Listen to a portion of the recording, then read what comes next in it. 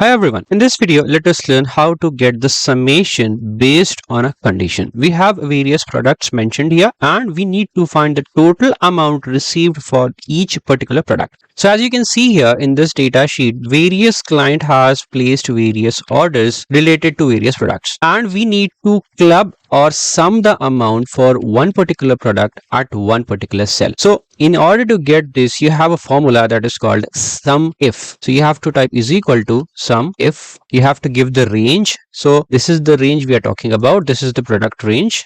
Then you have to type comma, then criteria. So we are looking for this product now, comma. Now give the range from where the value should be summed up. So you have to give this range now and you have to close the bracket, enter. So for this product we have received this as a total amount. For getting the total product values here, you have to just use the fill handle, double click and you get the values. Hope it helps. Thank you everyone.